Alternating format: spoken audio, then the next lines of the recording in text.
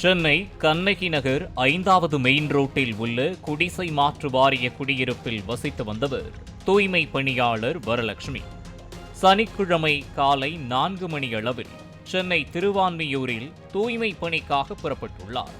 அவர் வீட்டிற்கு அருகே உள்ள 11வது குறுக்கு தெரு வழியாக நடந்து சென்றார்.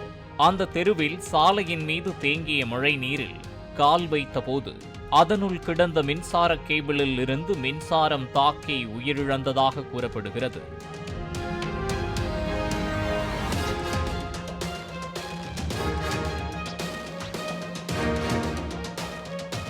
சில மாதங்களுக்கு முன்பு 11வது குறுக்கு தெருவில் மின்சார கேபிளை தெருவில் போட்டுவிட்டு சென்றிருக்கின்றனர் மின்சாரத்துறை ஊழியர்கள். அதனை பூமிக்குள் பதிக்க வேண்டும் என்ற மக்களின் கோரிக்கை நிறைவேற்றப்படாமல் இருந்துள்ளது.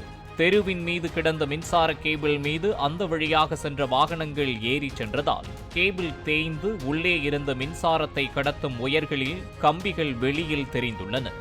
தொடர் கனமழையின் காரணமாகவும் கழிவுநீர் குழாய் பதிக்கும் பணிகள் நடைபெற்று வருவதாலும் தெருக்களில் மழைநீர் தேங்கி நின்றுள்ளது. இதன் காரணமாக தெருவின் மீது கிடந்த மின்சார கேபிள் மழை நீரில் மூழ்கியதால் அதன் மீது கால் வைத்த வரலட்சுமி உடனடியாக மின்சாரம் தாக்கி துடிதுடித்ததாக அப்பகுதியினர் தெரிவித்தனர்.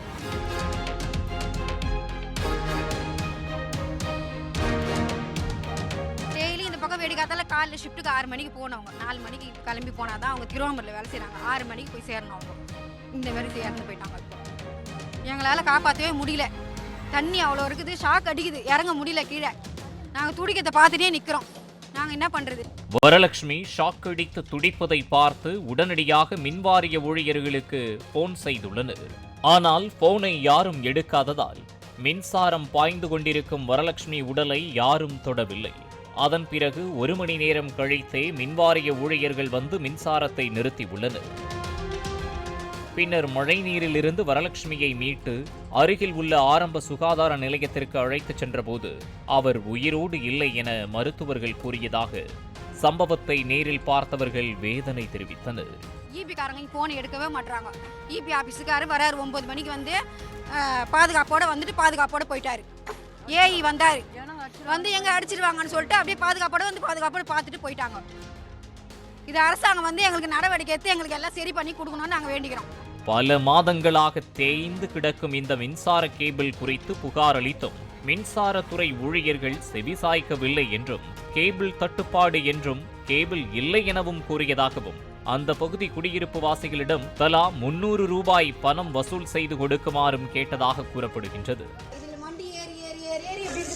தோண்டி போட சொன்னா வசூல் பண்ணி கொடுங்கன்னு கேக்குறாங்க. எங்களை வசூல் பண்ணி கேட்டாங்க.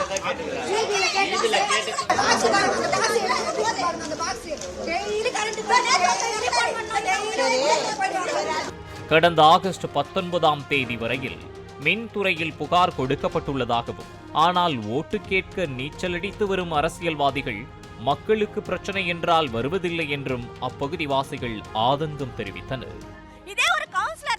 எப்படி இருக்கும்? ஒரு கட்சிக்காரங்க தெருவா இருந்தா எப்படி இருக்கும்? இல்ல ஒரு பணக்கார ஏரியா இருந்தா எப்படி இருக்கும்? அப்ப பணம் இருந்தா மட்டும் தான் ஜனங்களை பாப்பீங்களா? அப்ப ஓட்டு கேட்கறதுக்கு மட்டும் என்னதான் காவா தண்ணியா இருந்தா கூட நீச்சல் அடிச்சாச்சு ஓட்டு கேட்க வரீங்க இல்லையா? அந்த மாதிரி ஏன் வந்து பார்க்க மாட்டீங்கன்னு நாங்க கேட்கிற கேள்வி. உயிரிழந்த தூய்மை பணியாளர் வரலட்சுமியின் இல்லத்திற்கு நேரில் வந்த அமைச்சர் மா சுப்பிரமணியன் அவர்கள் குடும்பத்தினருக்கு ஆறுதல் தெரிவித்ததுடன் வரலட்சுமியின் குழந்தைகளின் படிப்பு செலவை தெற்கு மண்டல திமுக ஏற்கும் என தெரிவித்தார். மேலும் உடல்நல பாதிப்புடன் இருக்கும் வரலட்சுமியின் கணவர் ரவிக்கு வரலட்சுமி பணிபுரிந்த அர்பேசர் நிறுவனத்திலேயே லகுவான வேலை தருவதாக உறுதியளித்திருப்பதாக தெரிவித்தார்.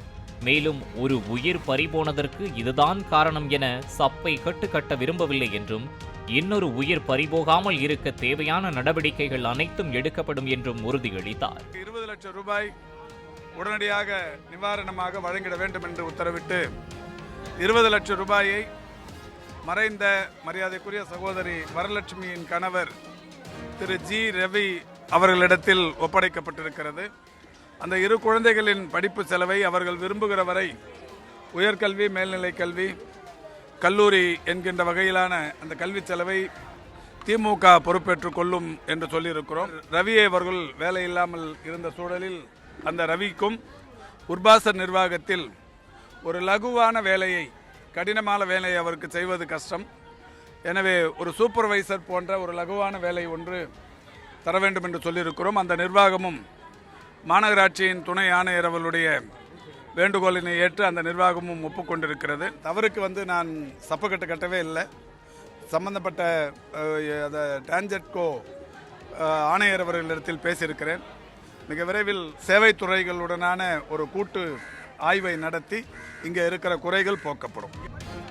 அமைச்சர் அங்கிருந்து புறப்படும் போது அவரை சூழ்ந்து கொண்டு மக்கள் எல்லா தெருவிலும் இப்படித்தான் மின் கேபிள்கள் தெருவிலேயே கிடக்கிறது என புகார்களை அடுக்க ஒரு மூதாட்டி எல்லாம் சேர்ந்துகிட்டு கட்சி பெயரை கெடுக்கிறானுங்க என்று கூறினார்.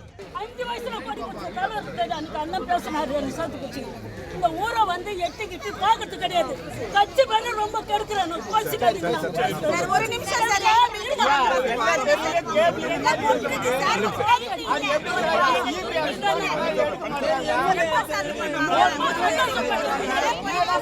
தூய்மை பணியாளர் உயிரிழந்த பகுதியின் துணை பொறியாளரிடம் இதுகுறித்து கேட்டபோது கண்ணகி நகர் முழுக்க இதுபோல பல புகார்கள் இருப்பதாகவும் ஒவ்வொன்றாக சரி செய்து கொண்டே வருவதாகவும் தெரிவித்தார்.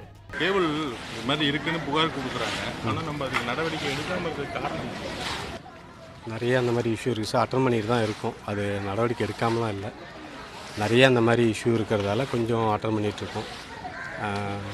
ஏன்னா இப்போ அவங்களே காசு போட்டு நீங்கள் கேபிள் வாங்கணும், கேபிள் இல்லை காசு போட்டுக்கணும், அப்படியா? மக்கள் தான் இங்கே இருக்காங்க. அப்படிலாம் இல்லை சார், அந்த மாதிரிலாம் சொல்ல மாட்டாங்க. வேலை செய்கிறவங்க சொல்கிறாங்க சார். சம்பவ இடத்திற்கு வந்த சோழிங்கநல்லூர் சட்டமன்ற உறுப்பினர் அரவிந்த் ரமேஷை அழைத்துச் சென்ற பொதுமக்கள் ஒவ்வொரு தெருவிலும் மின் கேபிள்கள் வெளியிலேயே கிடப்பதை சுட்டிக்காட்டி இதனை சரி செய்ய வேண்டும் என்றும் கோரிக்கை வைத்தனர். அப்போது அருகே இருந்த மின்சாரத்துறை ஊழியர்களிடம் ஏன் இதெல்லாம் நடவடிக்கை எடுக்கவில்லை என்று கடிந்து கொண்டார். நேற்று கூட நான் சொல்லிட்டு வரேன், நேற்று கூட அதான் சொன்னேன். இது வந்து எச்சரிக்கையாக இருக்குன்னா இது ரொம்ப வீடு பக்கத்தில் மக்கள் தொகை அதிகமாக இருக்கிற இடம். நீங்கள் இமீடியட்டாக அதை நம்ம இருக்கிற சில்லற வேலைங்க எல்லாத்தையும் முடிக்கணும்னு இதுதான் ஈஸியாக அதான் சொல்லி ஒரு டீமை போட்டு ரெடி பண்ணி ஸ்பீட் பண்ணிடலான்னு அதுக்குள்ளே இந்த சம்பவம் ரோட்டில் இருக்கிற வயரும் இதெல்லாம் அனுப்புறேன். இதெல்லாம் டோர்லாம் இல்லைன்னு சென்னையில் பல்வேறு பகுதிகளிலும் சாலையில் தோண்டப்பட்ட குழிகள் மூடப்படாமல் அப்படியே மழைநீர் தேங்கி காணப்படுகிறது. பல இடங்களில் மின்சார ஒயர்கள் வெளிப்பக்கம் தெரியும் வகையில் சாலையில் கிடக்கின்றது. அவற்றை சரி செய்ய போர்க்கால அடிப்படையில் நடவடிக்கை மேற்கொள்ள வேண்டும் என்பதே அனைவரின் எதிர்பார்ப்பாகும். பாலிமர் செய்திகளுக்காக ஒளிப்பதிவாளர் பாபுவுடன் செய்தியாளர் சிவபிரகாசம். பிளே ஸ்டோர் மற்றும் ஆப் ஸ்டோரில் இருந்து பாலிமர் செயலியை QR கோடு மூலம் பதிவிறக்கம் செய்யுங்கள். செய்திகளை உடனுக்குடன் பெறுங்கள்.